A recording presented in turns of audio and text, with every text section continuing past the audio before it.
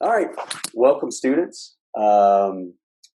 Today we have Dr. Carissa Baker with us, who has been generous enough to visit with us about her background. And she is an assistant professor who studies theme park and entertainment management at the University of Central Florida.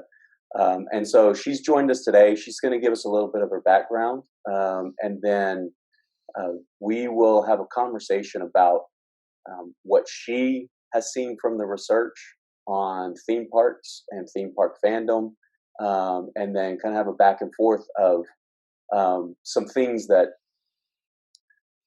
maybe will or have changed and maybe will be lasting changes from the current COVID-19 pandemic situation. So with that, Carissa, I will turn it over to you and for an introduction and background. Thank you for joining us. Thank you for inviting me. I'm excited to talk to your class. So, hi, everyone. I actually want to start at the beginning because it's very appropriate for this particular class. Okay, so I don't know, do you guys go over in class the concept of the ACA fan? We don't. We Okay, haven't. We so haven't yet, at least. gotcha. So this is kind of somebody who's a scholar, but who also kind of self-identifies as a fan. And this has kind of been an important label maybe over the years because traditionally the idea of fandom or the subject of fandom has not always been respected, right, by the academic community. So I start there because I am not actually an ACA fan. I am a fan scholar, as in my starting spot was actually being a fan. So I was a Disney fan when I was young, and I grew up in Los Angeles, so not too far away from Disneyland. And it was my fandom and my kind of excitement for Disney products, as well as I grew up near Universal, that made me really want to work in theme parks. So my kind of second spot was working at theme parks. My very first job when I was still just about to graduate high school was actually Universal Studios Hollywood. So that was my first job. And then I moved down to Orange County and went to college there and absolutely worked at Disneyland my entire undergraduate years. So that was kind of where I went next. I got my bachelor's degree in English, and I was really particularly interested, even in my undergraduate years, in storytelling and narrative. And so that's why English kind of made sense at the time. I wanted to teach it at the college level, so then I had to figure out where should I go for that. And I made a very, certainly to everyone in our family, very strange move from Southern California all the way over to Central Florida, Orlando. I at that point worked at Magic Kingdom, Islands of Adventure, and Universal Studios. So even in graduate school, I stayed working in the theme parks, which to this day, I find very valuable experience, seeing it kind of from the employee perspective. And then in graduate school is when I really started looking at theme parks from that scholar perspective. So I'd kind of say that's the movement there. I was a fan, and then I was an employee, and then I became a scholar. So I got my master's degree also in English, and that's when I started seeing theme parks as a text, I guess, a text in the academic sense. I can analyze theme parks, I can look at theme parks in different and interesting ways. And then my PhD was in a definitely pretty unknown thing called text and technology. Some students may have heard of it with digital humanities or something. That's occasionally a phrase tossed around, but essentially it's just looking at technologies and then kind of applying humanities concepts to them. And so the technology that I really focused on, of course, was the theme park. And so the all of my PhD studies were about the stories and the technologies used to tell stories in the theme park space. So that was, my dissertation was on that as well. So throughout that time, I was teaching at a 2-year college, and I actually created an entire class on Disney. So it was called Disney History, Culture, and Influence. And fandom was something that we covered in that class. And then finally, I got this position at the University of Central Florida. We have a theme park and attraction management program. And so now I teach classes from that perspective as well, which is the guest experience, the kind of history of theme parks, how theme parks develop, and kind of from the management side. And then I also do a couple of courses in our themed experience design program, which is a master's level program, essentially for people who want to be on the creative side of designing theme parks. So that's kind of my my journey. Yeah, that is fascinating, and the concept of the ACO fan is very interesting. I hadn't come across that yet. So a few things about what we do in this class is you talked about kind of you being a fan and then working in the parks or working in the industry and then becoming a scholar of it. It was the genesis of this class really was I started incorporating Disney into my marketing classes that I would teach. And we started looking at all the different ways that Disney engages with its customers and its customer base and all the things that sport organizations can learn from it. And through that, I kind of grew a reputation in our program about, if you want to ask him about Disney, ask him, but set a time limit because it could go a really long time. And so then one of my colleagues actually suggested, why don't you teach a class on this? And so that was the genesis of this forum class. And then, so we come at it from the fandom perspective, what it means to be a fan of something. And we use Disney because that's what I know more. That's what we talk more about. And I think students are able to talk more about it. And so we talk about a little bit of the history, some of the acquisitions that the company has made. We talk about the movies, both by the company and fan-made movies. And then we spend about a quarter of the class talking about the theme parks. And so from your perspective as an instructor, what are some of the interesting kind of stories you have of how successful theme parks are run, and how Disney has kind of become the brand that people think of when they think about theme parks and entertainment?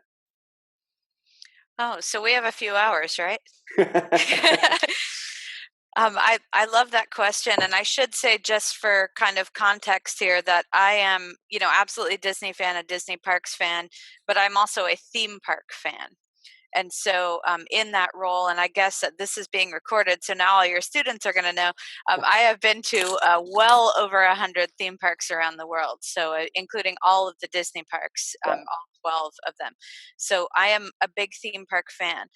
If you look at every year the global attractions attendance report, you see that Disney is clearly doing something right. So they actually only have 12 parks, whereas there are some companies on there that have 20, even one that's pretty close to get to 40 parks. Okay, one of the Chinese companies, which actually is quite a good company as well. But there's something about the Disney parks, right? And I think there's a couple of things I can think of right off the top of my head. One being, we love the stories that Disney tells. It's just something that's been around for a long time. And then the second thing I think of is just their history, right? So two things with their history. One, it's certainly arguable about whether they had the first theme park. I would say my historical research shows that it's not the first park to include a theme, but there was something about that Disneyland that was really, really powerful for guests at the time. And part of it was this kind of synergistic tie-in with other business Mhm. units. The television shows people love, the movies people love, tying those things all together. And I would say absolutely Disney still does that, right? But I would also say the second part, when you're looking at history, is that they remember their history. I always used to start this discussion of history in my Disney class by asking them, who's the founder of Universal? Well, if you know a lot about movies, you've probably heard of Lemley, right? I mean, he's a pretty well known figure. None of my students have heard of him, right? Who is the founder of Six Flags? Who's that? And these are great companies, right? But Disney preserves their history, right? So they kind of, I would say, interweave their own company history with that of your history, your personal history of going to the park. And then, of course, there's most theme parks have this kind of component of intergenerational. I took my kids there, and then my kids will take their kids there, and that kind of thing. But Disney really plays on that, right?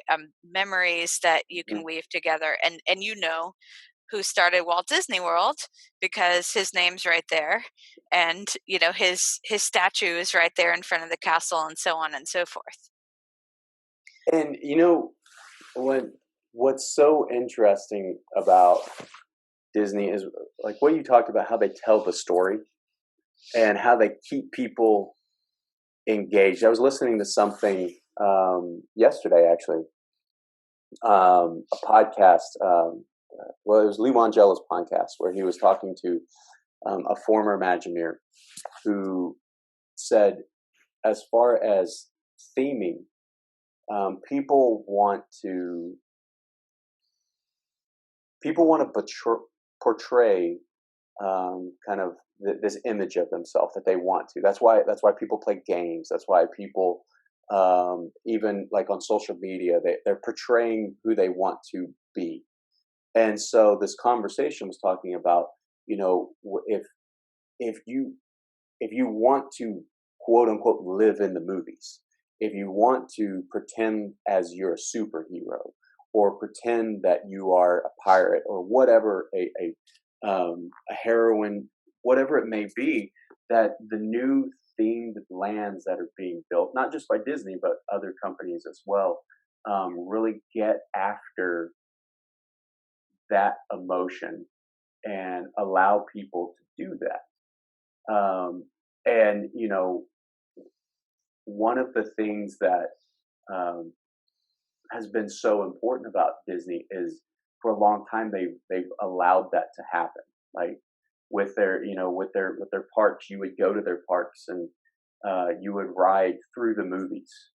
The Jungle Book was even um, featured after their real life adventures, and so it would put you in these stories to allow you to kind of quote unquote live in that space.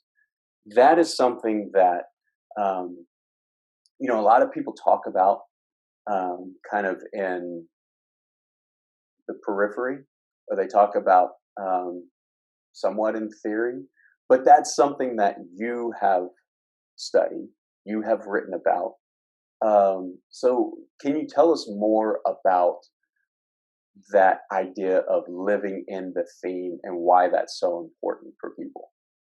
Oh, I love that question too, because text and technology, which is again a really non-traditional kind of humanities program, and one of the kind of key concepts in that program is the idea that each medium of entertainment has something different about it, an affordance we would call it, that makes it excellent. So I have two degrees that's focused on literature, so I love literature, Mhm. and the kind of depth of detail is amazing when you read a book. You watch a film and you have that beautiful visual detail, right? It's just something that's, it's not as verbal, but it's very visual, and you can see these spaces come to life. I'm also a fan of video games, and so video games, you have the kind of interactive features, right? You're playing a role. I really like role playing games, so I say that, and I can play for hours in the role of this fantasy character. But the kind of medium affordance that I think about when I think about theme parks is space, right? It's physical space, I am walking inside of this world. And Wizarding World of Harry Potter, I should say, is something that really kind of even raised the bar on this concept, right? So you're no longer just going on a ride about Harry Potter, you're walking through Hogsmeade or Diagon Alley. You're actually, tasting butterbeer. You're physically walking through the same space. You're holding a wand, you're interacting with the environment. So this is really, really important. And I would say if you look at the history of theme parks, this idea of the immersion is the current paradigm we're in, and I think this is why, especially Disney and Universal, are spending so much money, because they know that this is now what guests are getting more used to, and that they're gonna want this kind of experience. The other thing I want students to think about is we didn't used to live in a world where you could watch 3D at home. We didn't used to live in a world where you could just put on a virtual reality headset in your own home, right? You can play a video game with virtual reality. What about drones? Can you buy a drone in your own home now? Absolutely, right? And even projection mapping. I mean, there are some people who are really into Halloween who do projection maps on their own homes, right? So, what is the theme park company going to do to elevate the experience, to make it different from your home? And that is the thing that they truly might have above some of those home installations, right? Is you can walk in that space, you could smell it, you can taste it, you can hear it. You are in that story world. And I think people are just, as a whole, and I'm sure you're going to say the same thing with all your fan work, they want to participate. They don't really want to be as passive as I think we used to see that experience. Well, you're definitely correct with um, what you said about people wanting to engage and people wanting to be part of something. I mean, one thing we have spent time talking about recently is with all of the sports that have are now returning, and two being held at Disney World, to some what seems like pretty great success as far as the viewership, and also as far as things like logistics and safety and things like that. Major League Soccer is about to finish their tournament next week, and the NBA reportedly has not um, found a positive COVID-19 test since the players have been there, which is almost it's like 3, maybe almost 4 months now, or 4 weeks now. Sorry. And so, we've talked about this idea of, well, what happens in sport people, when fans aren't at the games, and when someone watches on television, they like watching. Um, they will watch a game longer if it looks like people are having fun at those games. Now that fans aren't at the games, what's keeping people watching? And so, the various leagues have come up with some very interesting ways of keeping people engaged, and having virtual fans and card cutout fans and Yeah, yeah. everything. I've seen some Major League Baseball games now where Yeah, everyone behind them is a cardboard cutout of yeah. some real fan. And it's what I've talked to people about is now, and right now is when you, so to speak, earn your money. Now's when the creative juices have to be shown, and how are you going to handle all of these situations. And so it is, people want to engage, and from it seems as though Disney does such a great job of doing that, and Universal does such a great job at allowing people to live in those spaces and to engage with the characters. I mean, um, so that brings me to one of the newer properties, or one of the newer lands, at Walt Disney World, Star Wars Galaxy's Edge. And I've been there once. It was amazing. I grew up a Star Wars fan. It was amazing to walk through. We didn't spend much time in there because the age of my sons, we spent most of our time in Toy Story Land, which is amazing as well. Such a neat themed area as far as like Andy's backyard and all of that. But Can you tell us a little bit about how the success of Galaxy's Edge, the success of Toy Story Land as well, and kind of from your perspective, what have you been hearing from fans and attendees to those lands? What do they like about it? What are some of the what are some of the ways that you see the engagement continuing and improving for people in the future? Hmm. Star Wars Galaxy's Edge is amazing, and right now is not very crowded compared to normal. So I've been enjoying visiting, I must say. So, did you get a chance to go on Rise of the Resistance? I was there before Rise of the Resistance. Because we were kind of limited with time.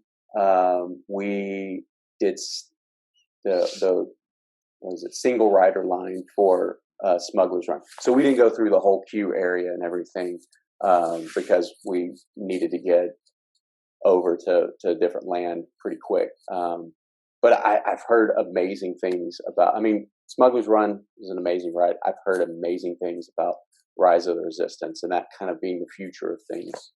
That's Right. probably Yeah. where So you were going. yeah, that's exactly where I was going. So, I mean, I think all of the most recent themed lands have been pretty incredible. I mean, Pandora, like I said, Wizarding World of Harry Potter, Toy Story Land, like you said. But there's something special about Star Wars Galaxy's Edge for a few reasons. One of them is just, the kind of diversity of attractions. They have a, quick service restaurant.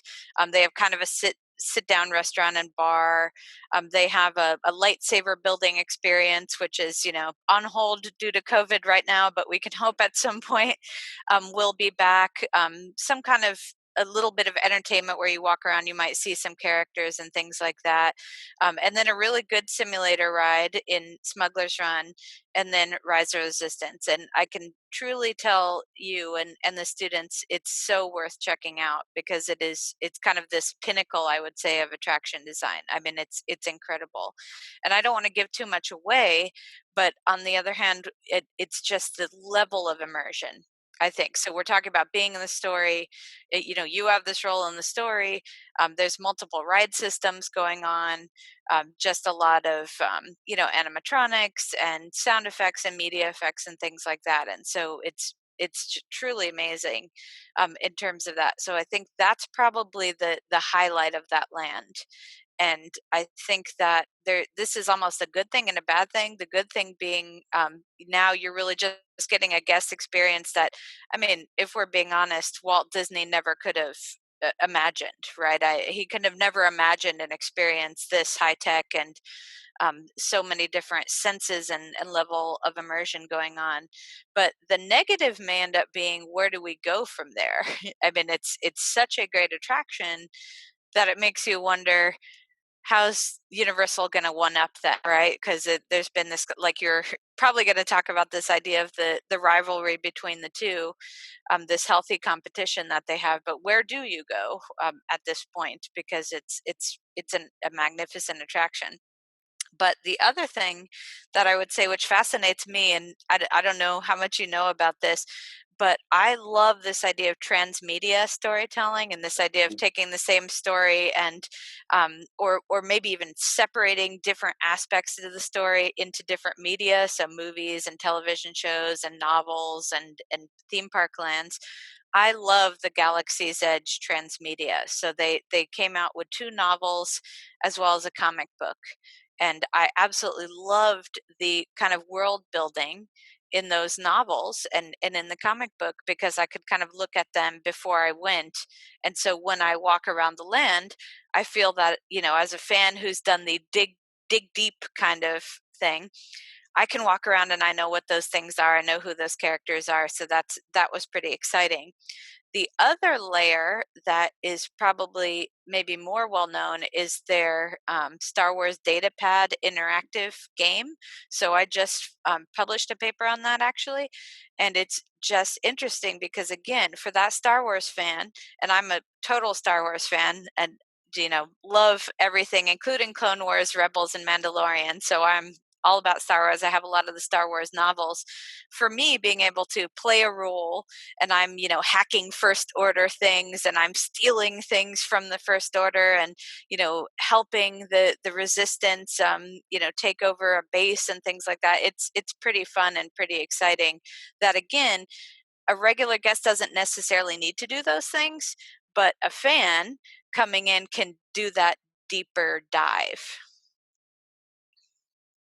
Yeah, I'm really glad you brought that up because, like, for example, when we were there, I told you we were needing to be more quick getting through the land, partially because the first time we walked in, my boys were afraid of the stormtroopers. We had stormtroopers walk up to us, and that was kind of that was the end of it. So we had to get through there quick, take a picture of the Millennium Falcon, and get away. And then later in the day, we went to Oga's Cantina, and they really, really liked that atmosphere. Um, and you talk about the storytelling using different mediums. I recently have consumed much more of the MCU than the Marvel Cinematic Universe than the Star Wars universe, and had sort of grown a little bit complacent with the Star Wars universe. And it was going to Star Wars Galaxy's Edge. I thought, hey, this is really neat. This is cool to see. It was really the Mandalorian that kind of brought me back into everything. And then after watching the Mandalorian series, excuse me, sorry, and then I listened to the two books about Galaxy's Edge, and just found those so fantastic. And by the way, if you've never listened to the audiobook, it's different from other audiobooks where they actually use the backgrounds and everything. They have music through the whole thing, so it's more of a theatrical production, Oh, and exciting. it's really, really neat. So I have said the next time that I go back, I will be much more engaged with Galaxy's Edge because I will know the characters that are walking around there, and I will know kind of what people have done in these novels and sort of the backstory when I go to different portions of the land. And so it is this truly immersive action. And is the next place that the next place that theme parks have to go. Does everybody have to build a hotel attached to the new land, like the Star Wars Star Cruiser that they're building? I mean, it is fascinating to kind of try to see the future of all this. So, one before we transition to something else, pre COVID-19, where do you think the future of theme park and themed entertainment was going, possibly still is going, but before everything hit with COVID-19? Well, I think even now we're still looking at greater levels of immersion. And by the way, just to one point about what you just said about the Star Cruiser, I feel that that's a hotel that's being essentially just built for Hmm. fans. So that's kind of exciting, right? They're really starting to see this as a market that we can tap. But looking at the future of theme parks, I mean, right now, at least, immersion is the name of the game. Greater experiences that put you in a story, and I really think that this is bleeding over as well into amusement parks. So I have just seen so many higher levels of, a roller coaster with a queue that has a clear story, theme music that was written for that roller coaster. So this has kind of become pervasive, I would say, in the industry. The other thing that's really becoming, or you're seeing more elements of it, is this idea of immersive theater, role playing, interaction. And probably I would say the best example I've seen of that is the Ghost Town Alive experience over at Knott's Berry Farm in Southern California. And so this is kind of this large scale story, and the guest can choose, I guess, how much they want to involve themselves in the story. Is somewhat the same as Star Wars Galaxy's Edge, but it's even larger narrative in that they could just sit back and watch one of the little shows if they wanted.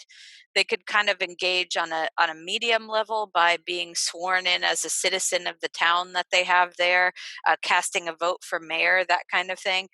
Or they can go all the way. They can cosplay. They can create their own character, and really become part of the fabric of that park's narrative. And then it's really interesting because the guests get to change the narrative each day. So the votes that get cast really determine who the mayor of the town is and things like that. And if you've heard of Evermore Park Mhm. in Utah, it's really small park, but it's the same kind of thing. Essentially, the whole park is a giant role playing experience, and is kind of really catered to those guests who want to really be involved. If you've seen all the things that the next gen technology is doing at Disney, where you go on a ride and suddenly your name is being Mhm. projected there. I just saw this the other day. It was It's a Small World, Rock and Roller Coaster, Expedition Everest, and Star Tours. And I guess it's just because the park wasn't as crowded as normal, but my name was on all of those rides. And I'm just like, okay, this is getting a little weird, but they're following me, right? But it was kind of cool, right? Because it's again, it's customizing the experience of each guest. And I'm maybe going to argue that COVID could lead us to even more of that, especially because you're now going to have more smaller groups, at least for the time being, of guests, and hopefully not the large crowds for a while. And so I can see that kind of customized, personalized experience being something we continue to see. Yeah, that's very interesting. That's be very interesting to experience more of that. So to transition a little bit to, um, and really a lot of these questions come from, or this set of questions sort of comes from, like Magic Kingdom and Epcot and some of the properties in Orlando or at Walt Disney World that have, kind of that nostalgic, atmosphere. There's really two things, that I want to get your views on. What place or what level of importance does nostalgia play in people returning to the parks? And you briefly mentioned it earlier, but also this I don't I'm not sure a lot of people know kind of the science behind how Disney and other, companies use the five senses to engage people and work on nostalgia, things like, music, sight, but also smell, and how that all kind of combines to engage that person while they're there, but then also want have them wanting to return and wanting to come back. Oh, that's a good question, and I would say merchandising has a huge role in that last part, right? This idea of and actually the reflecting on your experience, memories of your experience might be tied to, I would say, music, especially. Right, you kind of have these songs that remind you of going to certain places, but in terms of nostalgia, I can't think of many parks in the world. There are a couple, but not as many as you might think that really play on that. And I would say Universal doesn't do that as much, right? I mean, they tend to be, at least the stereotype maybe, or the perception that some fans have is they're the cutting edge, right? And not that Disney doesn't create cutting edge attractions. Certainly, that's what Rise of the Resistance is. But Peter Pan's Flight, right? This is a very important when you're talking about the history of attractions. It's 90 seconds long. Frankly, it's from the 50s in Disneyland. It's from the 70s at Magic Kingdom. It's old, in other words. Mhm. It by no means has the most updated technology, and yet it is always one of the most crowded waits of every Disney park I've ever been to. I mean, when you think about it, it's just crazy how long we are willing to wait for this 90-second ride. So what is the reason behind that? It's absolutely, it's that nostalgia. It's this linkage to your childhood or linkage to your past, depending on when you first, made that visit. It, connects to probably an intellectual property that you might have seen that movie. Maybe you saw Peter Pan when you were 10 or something like that. And so Disney, I think, constantly plays on that. And it's actually kind of interesting. And I don't think every fan would necessarily agree with me, but I absolutely believe that's what they did when they replaced the Maelstrom attraction in Norway with Frozen.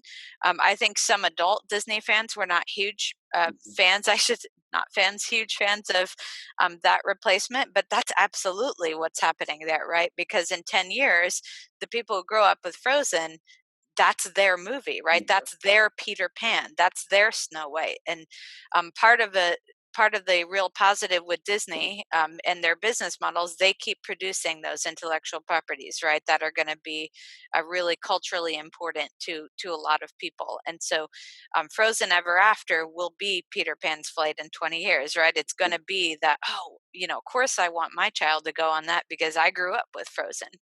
So I think, again, so much of especially the castle parks are about playing on that. However, I should also say it's also about updating them sometimes in subtle ways. So Peter Pan at Disneyland, they kind of refurbished it, gave it some new technology bits.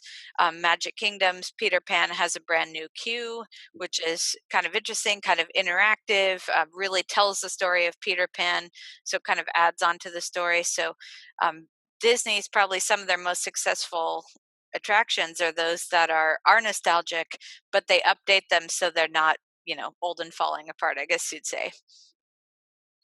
And it's interesting you mentioned Peter Pan and Maelstrom.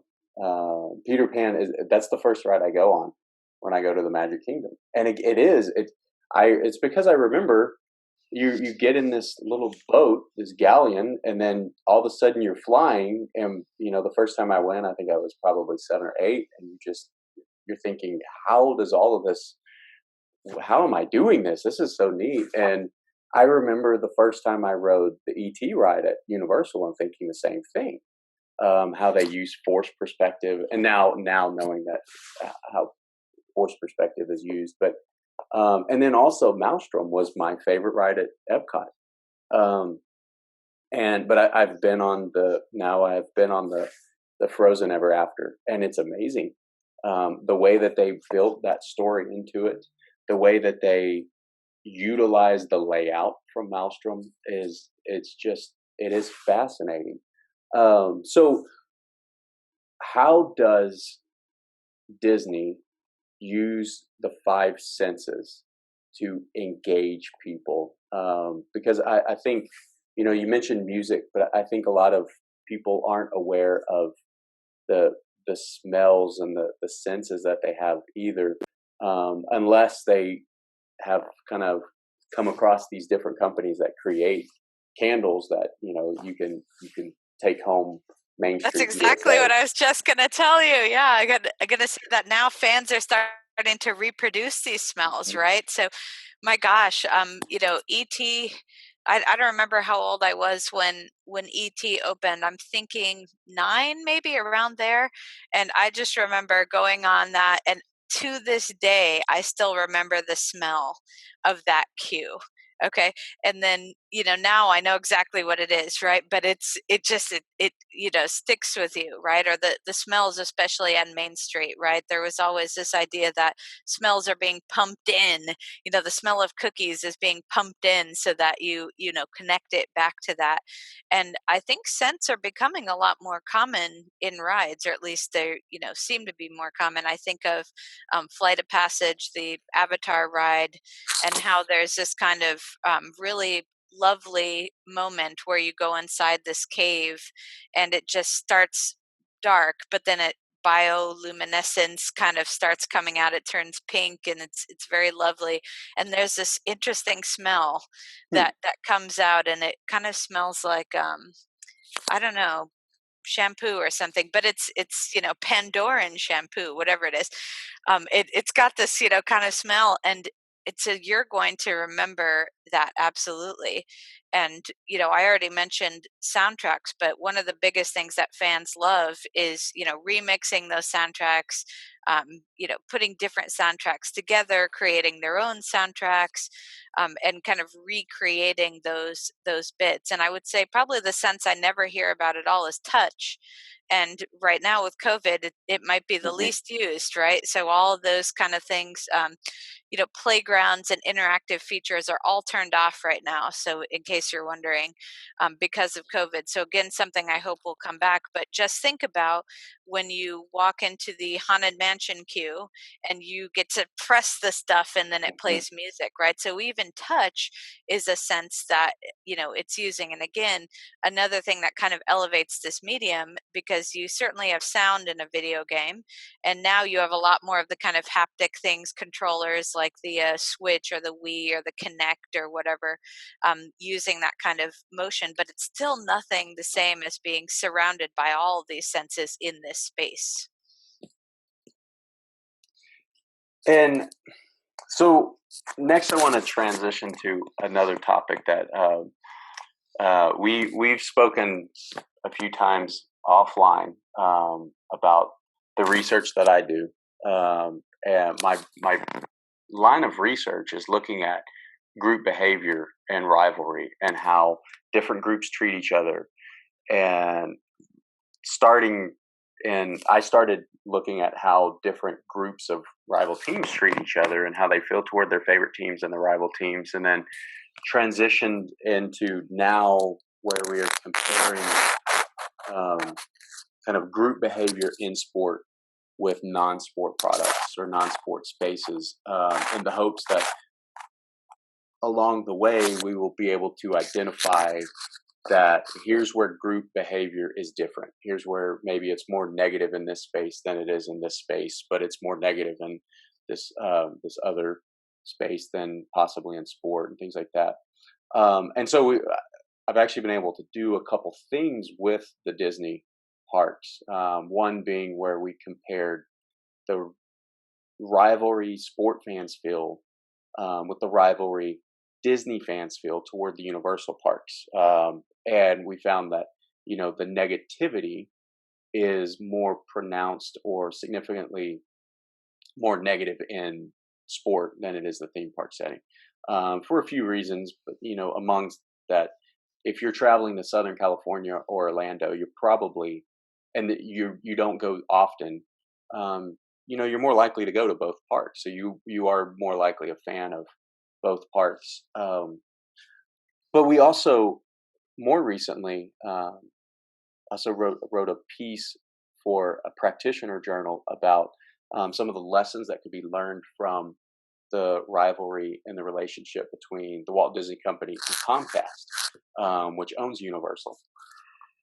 And so I want to start by asking, what have you seen as far as from the fans' perspective uh, on this rivalry or friendly competition, but important competition because it keeps driving both properties forward? What have you seen, or how have you heard people talk about the relationship between Disney and Universal parks? Mhm. So I love that question, since I did work at Disney and Universal on both coasts. So I, saw a lot of that as an employee as well, and seeing management and the way that they discuss each other. And it's interesting because I almost feel that the media has a narrative that they are just, they really dislike each other, and they're these, titans in this eternal competition. I mean, the hyperbole that is occasionally in the press, and that is not actually what I see as someone who's lived in both Los Angeles and Orlando. It's not what I see. I would say that the two companies are in competition with one another, certainly, and I'd say this is more pronounced in Orlando, just because I think that they're working with the same market, and so they do both want a larger market share, and so I think it is pronounced. But I would still say that I remember when Disney's been there much longer. And so I remember when Universal came in, they had some ad, I don't remember the exact words, but it was something like, what's good for Central Florida is good for everyone. And I would say if those are the exact words they use, that is probably the most common narrative that I hear with fans, which is, whoa, Wizarding World of Harry Potter absolutely is the best land in Orlando. What is Disney going to do to beat that? And then they come out with Pandora, and they come out with Star Wars Galaxy's Edge.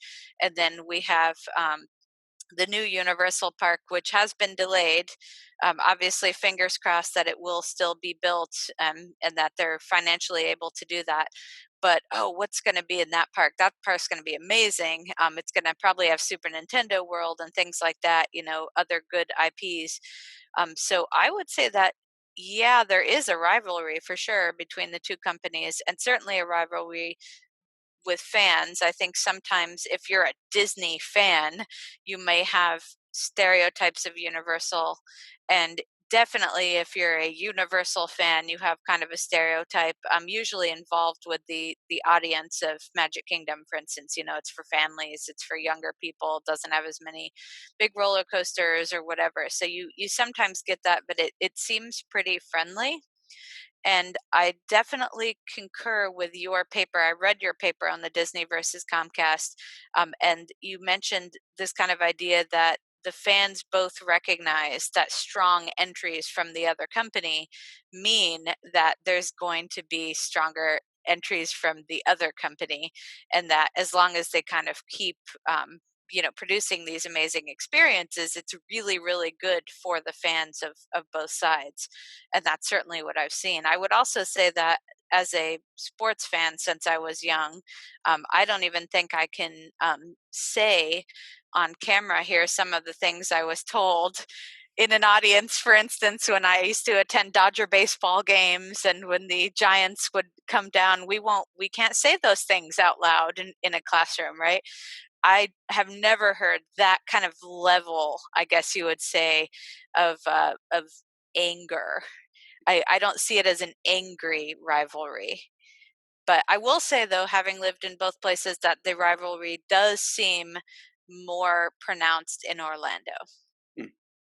Well, and I think the fans are what drive rivalries, because even in sport, you have, especially professional sports now, where you have players being traded and they're going to different markets and everything. That you may have somebody who's competing, and then all of a sudden the next week they're actually on the same team, and so they're working together.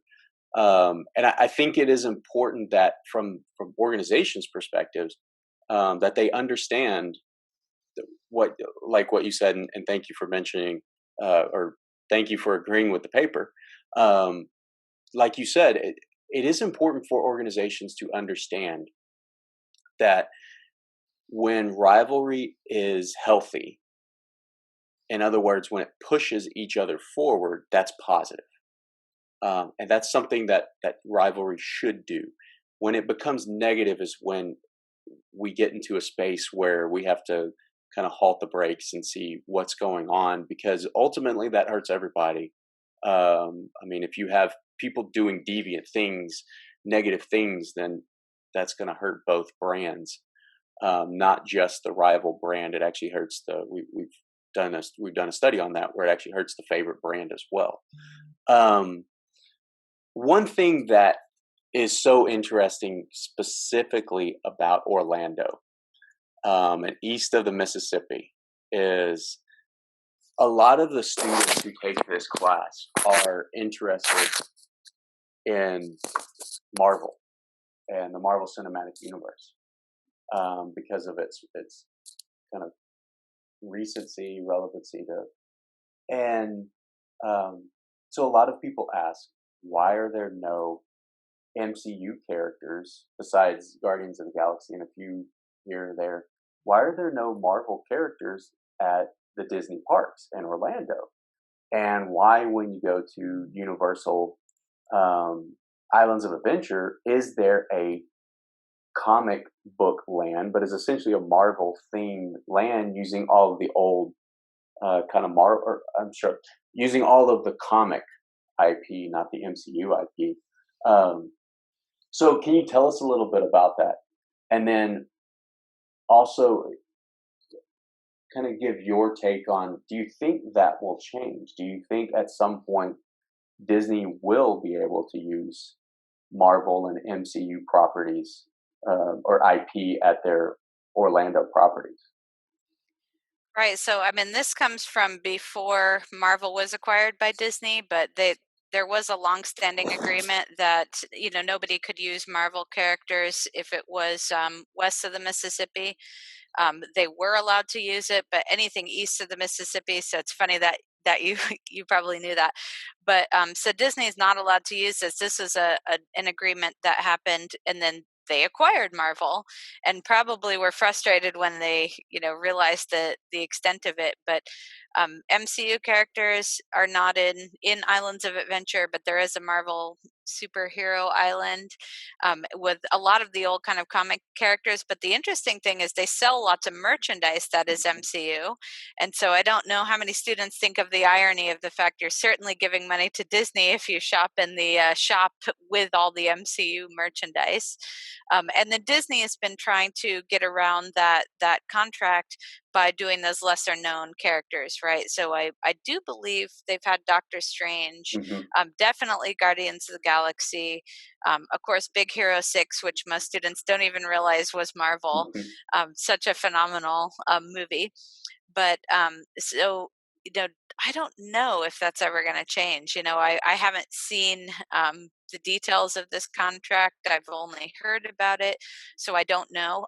Now, Disneyland, of course, is on that side of the Mississippi, and so they're building an Avengers campus and they're building a Spider-Man attraction.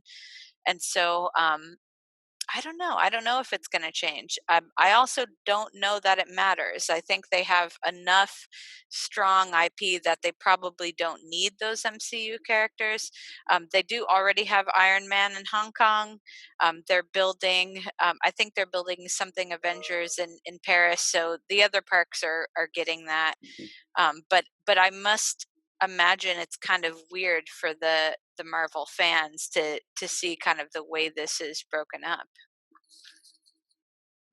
Yeah, try explaining to a 3 and a 5-year-old why Captain America is not not at Disney. Although at Disney Springs you can go and you can buy, you can go to the Marvel store and buy Yes. Captain America stuff.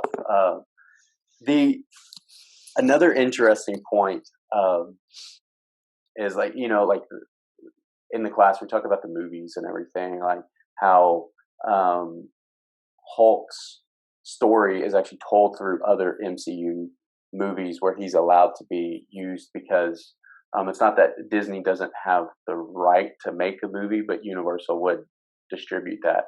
And it's interesting you bring up that at Islands of Adventure you can buy MCU merchandise, and that money essentially goes to Disney. So it is that's such an interesting part of the relationship or the rivalry to me is that Universal is willing to, they're making enough money, or it's beneficial enough to them that they are willing to essentially promote something that is going to their competitor. When I remember I went to a Nebraska Cornhuskers football game when they were playing the Texas Longhorns, where I went to undergrad, and I took a picture with someone who had a Texas Longhorn, or I'm sorry, yeah, a Texas Longhorns hat on.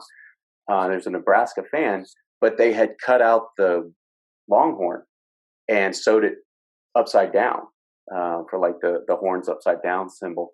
And I just remember I took a picture with them, and I remember us talking about that those royalties are going to Texas, right? And it was all fun. The person knew that, but um, That another. just Oh, I was Go gonna ahead. say, I just because it reminded me too of, I mean, if you don't know the history of Marvel, does seem kind of confusing, but if you look at the history of, I mean, they had kind of sold their Oh yeah. properties off piecemeal. I mean, even the most recent movie to even include Spider-Man, you have to give Sony all this money, and then of course Fox's studio owns some of them, but now Disney owns that Mhm. part of the Fox studio, so it's very complicated. But the other aspect I wanted to just kind of mention is that Marvel, Star Wars, um, Indiana Jones.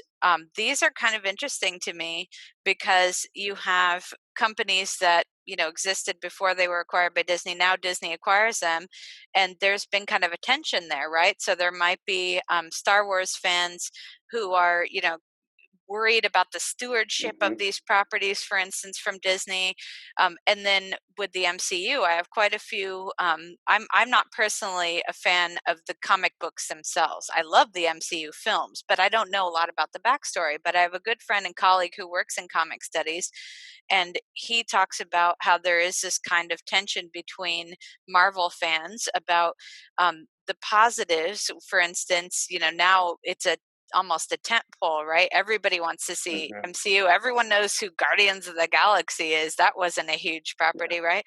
And now you have people who are interested in comics more than they ever were before, as well as a lot more gendering, right? So it used to be, if you look at the statistics, that comics were generally more male, and now you've brought in a lot of female fans into the MCU. But then they're also worried about the way maybe Disney tells those stories and things like that. So it's kind of a interesting tension to see how fans of a property and what happens when somebody else Mhm. acquires that property. Well, it is as part of this class, being a fandom class, we have interviewed someone who does a podcast on the MCU, and me being a fan of the MCU, a newer fan of the MCU, not knowing a lot about the comics, such as yourself, it's interesting to kind of look at that dynamic. And I remember when I spoke to Sean, is his name, who does the MCU podcast. He said, the important thing is that, I mean, fandom should not come with asterisks, or it shouldn't come with like degrees of fandom. You don't have to, you don't have to have been a fan of something for 20 years to enjoy it.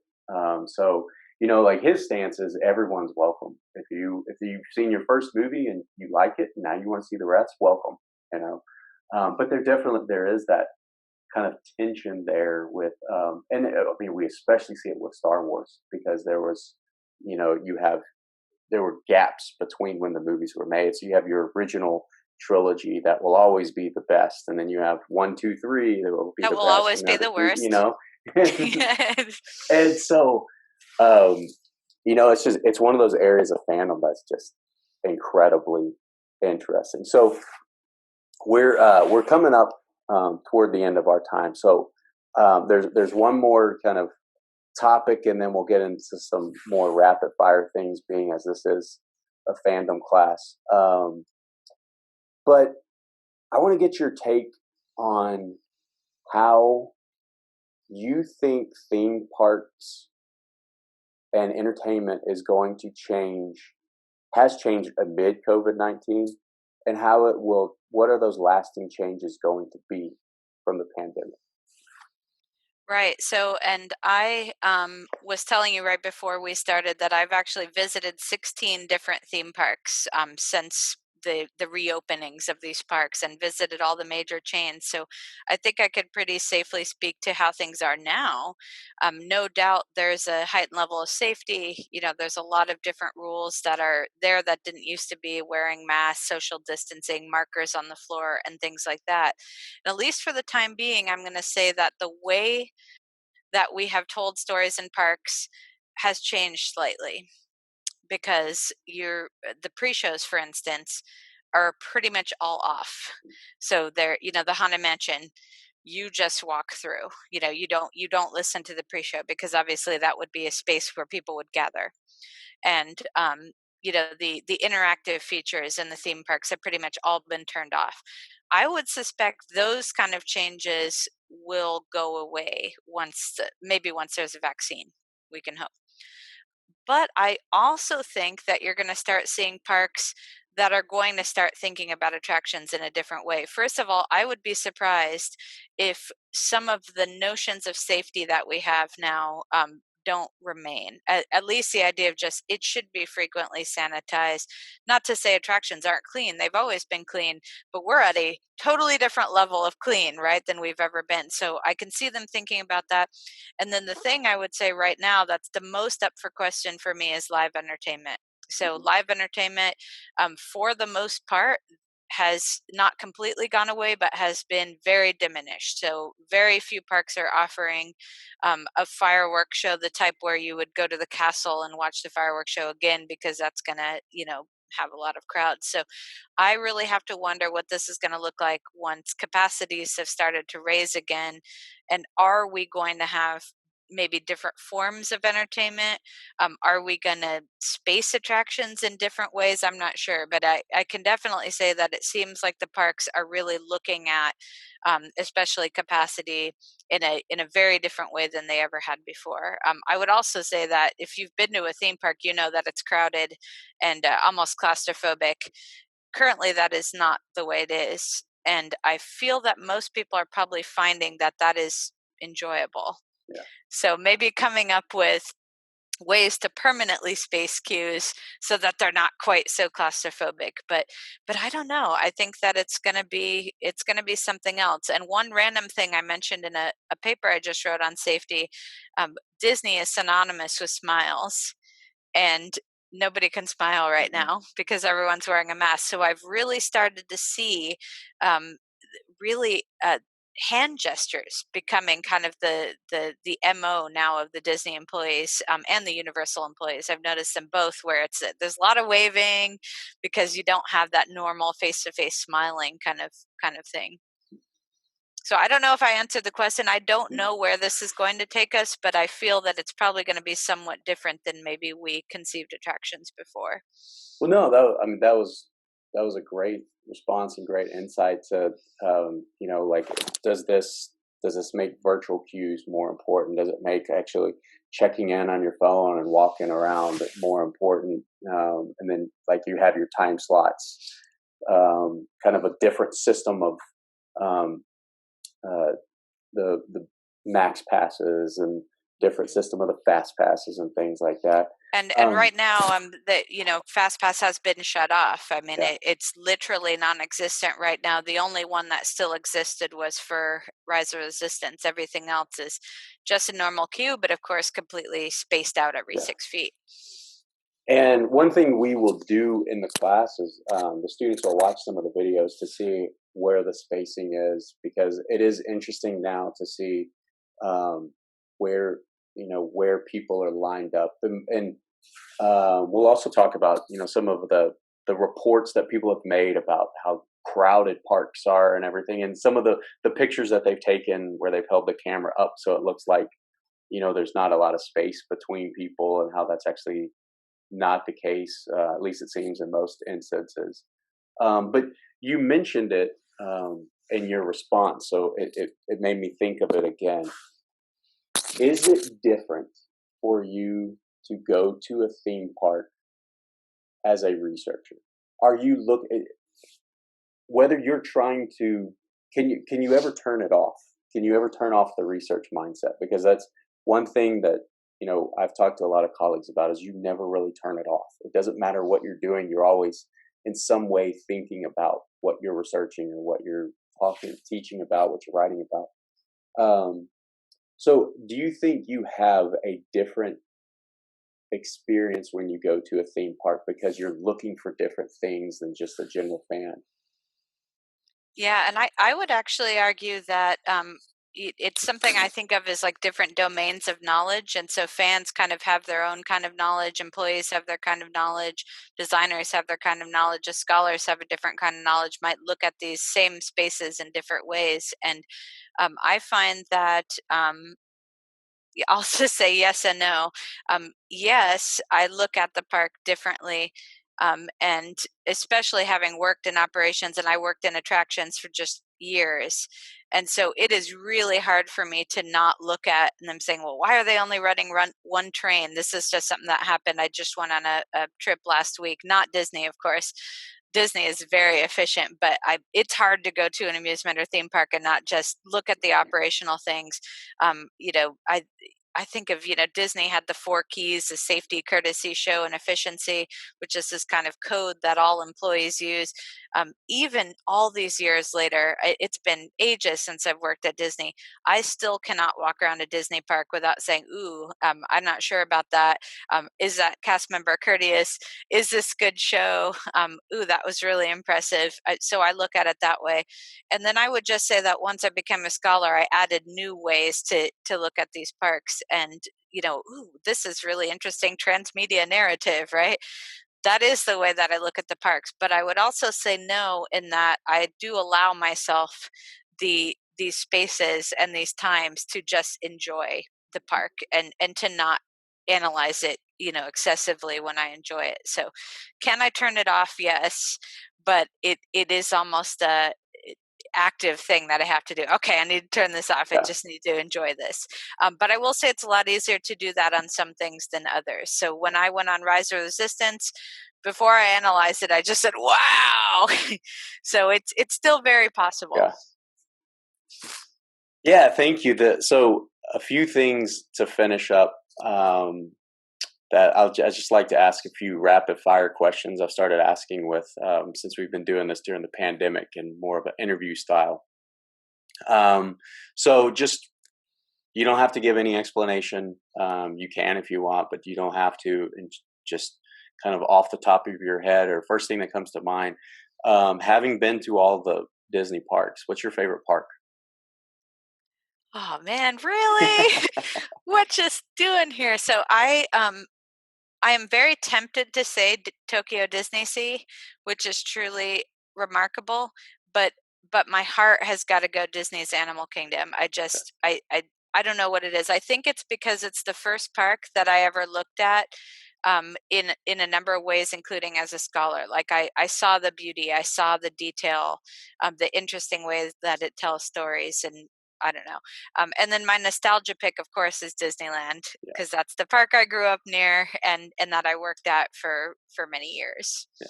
I've not been to Tokyo Disney Sea, but I've heard just amazing things about it and that how advanced it is, and that just spared no expense. Which if you're the students will watch the Imagineering story, and they do a segment on kind of the what was going on when Disney Sea was being built versus California Adventure and things like that. So second, um, favorite ride? Oh, Disney ride or any ride? Yeah, favorite Disney ride. Disney ride. Okay. Eh, oh, you're just trying to kill me. I would say maybe this is a weird choice because again, I'm tempted to go with Rise of Resistance, but I think I'm going to go with Pirates of the Caribbean in Shanghai Disney Okay, because it is just it's amazing. I mean, it's amazing. It's technologically advanced, but then it also kind of has the tug of nostalgia because it's still a Pirates of the Caribbean ride. So I just love that. well, since you asked, favorite ride, Disney, non-Disney. Is it different? Um I'm not sure if it's I mean, no, I think that is probably my Okay, favorite ride, I don't know, but I do really love E.T. as my nostalgic universal pick, and then I really love all of the Harry Potter attractions, and I you probably haven't yet gone on the Hagrid's I haven't. Magical No. Creatures Motorbike Coaster, which is too long of a name, but is very good ride. That's really good because I'm also a coaster fan. Yeah. So I love coasters and I love Harry Potter and I love Universal. So that was kind of a really great attraction that kind of combines all of them.